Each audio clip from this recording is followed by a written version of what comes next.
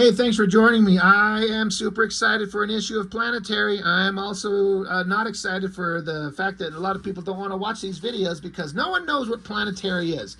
But those who do know, get it, love it, just like me. We're on issue 20, and this is, most issues of Planetary are kind of self-contained stories. I struggle to think of, I'm not saying that there aren't, but I struggle to think of any other issues in the entire run where the previous issue left on a cliffhanger specifically intended to be picked up instantaneously from the next one. Like they're all connected, and a lot of issues end on cliffhangers, so to speak, but it's more of like a dramatic narrative cliffhanger of like, how will we solve this in the future, rather than you have to tune in next issue to see how this exact story gets resolved. But that's what happens here.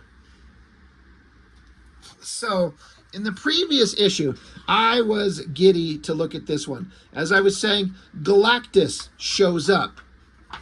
There's this mysterious object in space, some ancient, beyond reckoning device floating through the cosmos, coming into relatively close distance to Earth. The Planetary crew had to investigate it. They get out these weird alien creatures they call the aliens that they've kind of had working with them forever. They send them up inside a spaceship, a little craft that the Planetary crew has gotten their hands on, and send these creatures up, because these creatures are just all about recording information. That's what they want. And they see this alien artifact coming into Earth orbit, and they're like, yeah, we want to go. So they send the spaceship up with those angel creatures inside it, get all the way up there, and get inside it. And then the shocking thing was, like, you realize, like, it's a contained vessel of some type, but it's like a living, thriving ecosystem. But there's also a giant chair. And as we go through it, like, they're like, what are we looking at? This thing is unbelievably massive. What are we looking at? And then the biggest shock that to me has like sparked my imagination because of the lack of information ever given about this thing. I talked about, like, here's this giant creature, like, this is Galactus. Like, it has to be. That's what this is. And it begs so many questions I want answers to. And as I said in the last video, you never get any answers. This is it. The next issue delves into the resolution to this storyline, but the Galactus being here never comes up again. So you're just left to go, what the hell is this?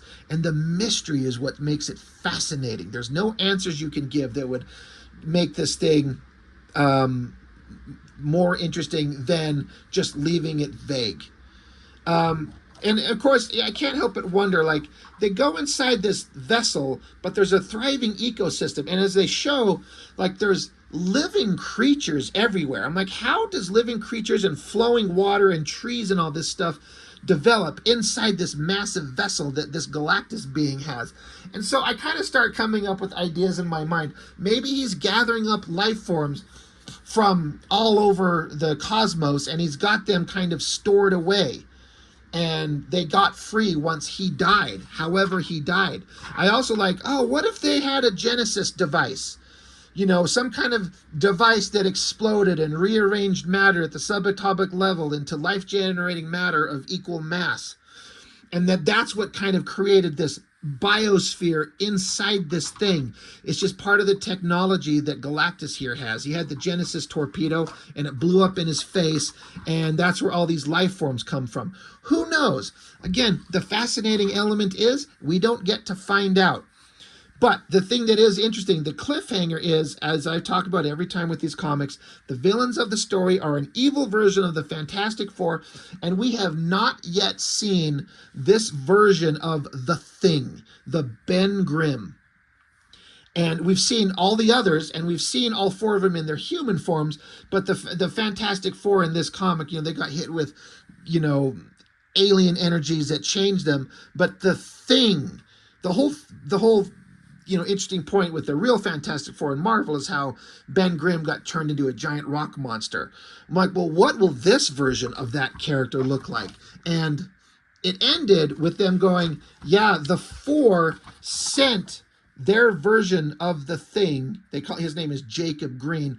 They sent him up in his own craft to investigate this thing. And Elijah Snow, he knew that they were going to do that. He's like, I was planning on this. I knew that that's what they were going to do.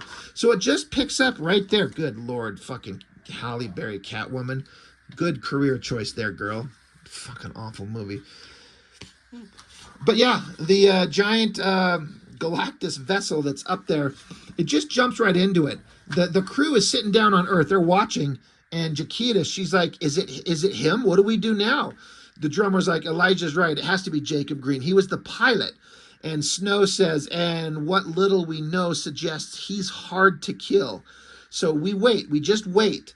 Because they're like, I don't know if we want to face this guy. So it gets up to the vessel that the Jacob Green character comes in. There's just an elevated shot looking down at it, and then a little door opens up, casting light out. You get this low-angle shot looking up of him coming out in a spacesuit and a little booster pack going into the big Galactus ship. And Snow, he's going into the section the angels first entered. We're going to lose visual. Can you talk to the angels? Send them back to the first section. Because again, those angel creatures, they're inside this thing and taking video recording that they get a signal on. That's how they were able to see everything from back on Earth. But they're like, Jacob Green's going into an area that we don't have eyes on unless the angels are there. So like, tell them to go back. And we need to see this guy. So the scientist guy who runs this program, he's like, I'll tell them there's a new element to record. That should work. So then as the Planetary crew keeps watching, like, there he goes. Why did they send Jacob Green himself? Why didn't the rest of the four come? And Elijah Snow, he kind of gives some information, a little bit of background. He's like, Green was only ever their pilot. Whatever changed them in the bleed changed Green the most, from what little I know. He's not smart in the same way the other three are, but he's tough. It's my understanding that Green can no longer pass for human. That limits his usefulness. He is, if you like, inexhaustible cannon fodder, an unkillable soldier. Meanwhile, the scientist guy is like, the angels are responding. They had moved on to a third section. Switch the big screen back to their feed. Let's see what they found. So again, these angels are just moving through this Galactus ship, which again is vast, just beyond massive. And they keep finding new things. And they're like, what did the angels find now? And then once again, this is just, I'm guessing, Warren Ellis writing and John Cassidy showing just visuals. And I know I mention this every time. I know you're sick of me hearing it. No words needed. Not a single word. Just the visual of this alien living structure. Whatever these things are. And like, they're hanging down. There's little dots that kind of imply like spots for beings to live in. There's little glowing dots. It's mysterious. It's weird. What is it? No words to explain. You just get to see it. And then the angels are flying around, and there's little weird humanoid flying bug creatures just flying around. And even Elijah Snow, he's like, good God. They're just fascinated by these alien things that no one's ever seen before. So the angels kind of continue. They're heading back out. They're going to go see this new thing. And Jaquita says, I wish they could stay there just a little bit longer. Snow's like, to be honest, so do I. But there's a mission here, Jaquita. I'm sorry. And Drummer, in the previous issue, he's like, I do not want to go to space. Space is horrible and scary. It's surrounded by darkness and disease and death. And but now suddenly, because they keep seeing all this fascinating shit in the Galactus ship, Drummer's like, you know what I said about not wanting to go to space? I take it back. Can we go back up there once we're done with this green thing? And Elijah's just quiet, which is something that happened in the previous issue. One of the characters, I think it was Jaquita, asked something of him, and Snow is just quiet, which was implying that something's going on that Snow is not telling the rest of the crew. The scientist guy says, hey, they're back in the second section. It's astonishing. They're approaching supersonic airspeed. They've been here so long, I had no idea. So this guy's been working with the angels for years. And he's like, they can move at like Mach 2. It says here, yeah, they're Mach 1, Mach 2. He's like, I had no idea they could fly this fast. I don't even know what to say anymore. And I love this shot of the angels flying so fast you can see them breaking the sound barrier, you know, poofing through the air like you see a jet do.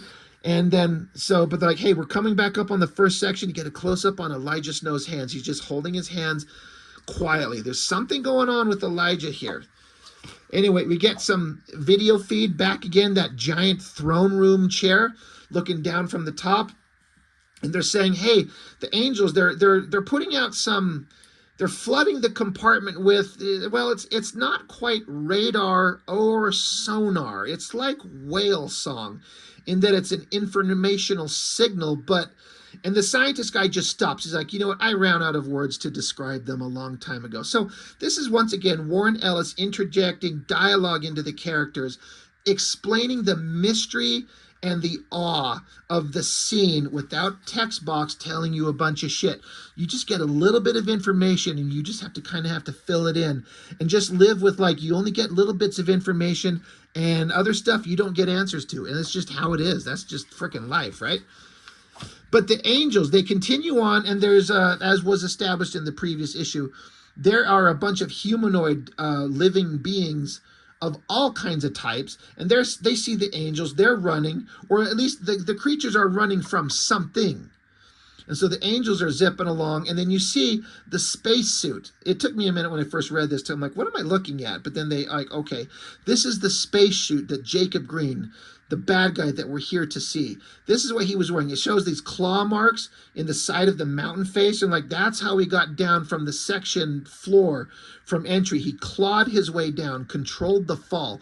What the hell is he? So again, it's building up to, we don't know what this guy looks like. And I was like, oh my gosh, because again, Ben Grimm, he's kind of monstrous. He's a giant rock monster, but he's a noble hero that we like. This is a monstrous, evil villain character, and we've never seen him. 20 issues in, we've heard of him a million times. We've never seen him. I couldn't wait to see what this thing was going to look like. This thing. We get a big, giant foot imprint in the ground, and I thought this panel, too, was a really interesting artistic choice. I wonder if John Cassidy made it or if Warren Ellis told him to do it. But you see how it's the flat foot imprint, but then it continues that same angle, but then the panel is tilted on its side to show those footsteps walking into the distance. It's a really interesting, weird choice to have it completely sideways. It's really off-putting and kind of disorienting, and I love it. Even the angels are like, they don't know what we're here to see. They're kind of confused, like, what is this? There's a tree of some type that's been smashed. There's like punched holes and cracks in it. Back with Elijah Snow, he's just silently watching. He's not saying anything. Something's going on. The footprints keep walking in the distance past the smashed tree. There's like a village in the distance. Back with Jaquita, she's like, can you hear something? Kind of a reedy noise. And there's like this village from these like humanoid alien life forms that just developed from the Genesis device, their village has been trashed, and this guy, he's dead, and then in the distance there's just more debris being thrown around in the air. So I'm like, oh, bad guys here. So more of the alien human life form things are just running in terror, and Elijah Snow stands up on his feet, and we see the feet of Jacob Green. He reaches out and grabs one of these alien creatures, and he says, out of my way, little bastards, and just crushes the guy's head, just to show that he's super powerful and cruel. This guy means nothing to him, but he just crushes him because he's just an insignificant gnat to him. We see a close-up on his eye, and he's got an interesting triangular shape. Now, I don't know what the significance of the triangular shape is, except it is on the cover, and that makes sense of what we're looking at. This weird cover, this is like a close-up of his own eye, and it's really interesting.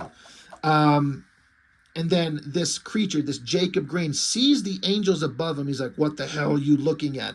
You see some kind of like, it took me a minute looking at that. I'm like, okay, that's his mouth or something like that. Back with the humans, Drummer, he's like, what happened to him? Are we getting telemetry on him? He's like, the angels are scanning him now. It's unreal. And so then we get our first shot of what this guy looks like. Now, I have to say, the first time I saw this, I was a little disappointed because I just had it built up in my head. I wanted some unbelievably grotesque something. And that is what it is, but he just kind of looks like a tough, leathery thing, which is fine. But I'm like, I don't know what any artist could have come up with that would have been better. Some, shitty early 90s image artist would have had some giant, overly muscled monster with a bunch of sharp, pointy things sticking out of it and a big gritted teeth. And so, I don't know. But the more I look at it and I think about it, it's kind of subtle and understated.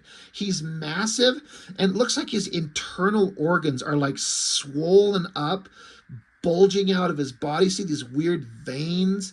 He's distorted. He's not regal in the way that Ben Grimm is. He's this distorted, gross-looking monster. And he looks like a tortured creature, which is exactly what it is. But he's also evil as hell, is what's been established. He's just will kill anybody. So yeah, when I was younger, when I read this, when did this come out? What was the published date on this? It's probably in the back. Yeah, 2004. So, it's been quite a while. I look back on it now and I'm kind of super fine with it. But at the time I was like, that's it. That's what we get. Whatever. But back with the Planetary, guys. Now that we've seen him and we know that he's there and what he is, now Elijah Snow, he starts enacting some plans. He says, how's the telemetry stream from the angels? And the scientist guy's like, hey, we're having to reroute into 2 of the mainframes, just gigabytes of stuff. They're recording every millimeter of him. Snow's like, well, how close are they to documenting him? They're like, very close. The bit stream is very, very fast for its density. So Elijah says, good, initialize the Trojan horse. And Jaquita says, like, what? Wait, what are you doing? And the scientist guy's like, Snow, please, I don't think we have to, we don't have to do this. And Snow says, I wasn't inviting a debate. Do it. And Jaquita, she's like, wait, what are you doing? What are you talking about? And Snow says, I knew they'd send Green up. And I also know we need Green out of the way permanently. Scientist guy says, Mr. Snow had us fit a device to the vessel's power plant, meaning the ship that they sent up with the angels in. And Jaquita, she's kind of pissed. She's like, you're not serious. And Snow's like, you tried to bring me back by showing me a file detailing every disgusting thing these people ever did. What did you expect to happen? Did you somehow believe I would not use everything in my power to wipe out these animals? And so scientist guy says, Camera 9 has detached from the vessel and is thrusted into a 200-mile distance, Mr. Snow. And Elijah says, switch our view to Camera 9 and actuate. So they're basically saying their own ship that they sent up there with the angels has a detachable camera that's separated from the ship and backed away. So now we have the giant Galactus ship here. And then in the distance is the Jacob Green vessel. And then, so the whole point being is that they fitted our vessel, our ship, with an explosive device. And our ship kind of glows and detonates, blows up. The shockwave hits the Jacob Green vessel, blowing it up. And then all live feeds go to static, and they're just standing there. And scientist guy says, I'm getting a communication from the angels. They're aware that their vessel has exploded. They say it doesn't matter. They say that the object is so rich that it will take them 1,000 years to record it all, by which time it will have reached another solar system. They wanted to tell us that they love us and to thank us. And Elijah Snow just stands there quietly as Jaquita and the drummer look at him. And Snow walks out of the room. He says, Jacob Green is stranded on that object. It's on its way through and out of the solar system. The 4 are now 3, and I'm not sorry. So this entire thing was just a opportunity for Elijah Snow to trap Jacob Green, the evil thing, on this ship so they don't have to fight him. They don't have to have a physical confrontation with him, which he's basically saying, we probably wouldn't win. We can't beat him, but all we have to do is trap him and send him away, and he's gone. And so Jaquita and drummer are left by themselves in the room, and Jaquita kind of, she's pissed off. She kicks the wall And she says, I don't know him anymore. We brought him back, but I swear it's not him anymore. And that is the end of the issue. They don't like to say the end in these comics. I do have to say, I don't understand why Jaquita's pissed off. Except that he's keeping secrets from her, which she doesn't like. But sometimes plausible deniability is the way to go. You don't know what's going on, so you can't accidentally screw up the plans. And in a situation like this, we needed to eliminate this guy, like, decisively. And that's what Elijah Snow did. I thought it was brilliant. Like, it's a great way to, like, hey, this opportunity presented itself. All we got to do is trap that fucker and he's gone. Problem done. Problem solved. And the evil four, well, there's only 3 of them left. And they actually already have the other guy, the Johnny Storm. He's already captured. So now it's just Reed and Sue, basically, are the only ones that are left. So I kind of don't get why Jaquita's this pissed off, except that she's not being clued into everything that's going on. It was kind of the one thing that I'm like, I kind of didn't get at the time. Anyway, Planetary. Love it. Absolutely love it. It's fantastic. So I'm trying to remember. I think it goes to issue 27. We're actually getting close-ish to the end. It's kind of a bummer. There is a Batman crossover. I actually need to look up where that falls in the line of things. I need to make sure I cross over correctly in publishing dates when the Batman Planetary, of all books, of all weird things, how did they swing that? How do you get a planetary crossover with Batman? But it's Warren Ellis writing it, and you know what? It was fascinating. He did some unexpected, interesting shit that I really like. So anyway, Planetary, fantastic comic. Great science fiction, superhero, X-Files kind of mishmash that is pitch perfect every step of the way. It's fantastic, and I can't recommend it more. So that's all I've got for now. Thanks for joining me. I'll see you next time.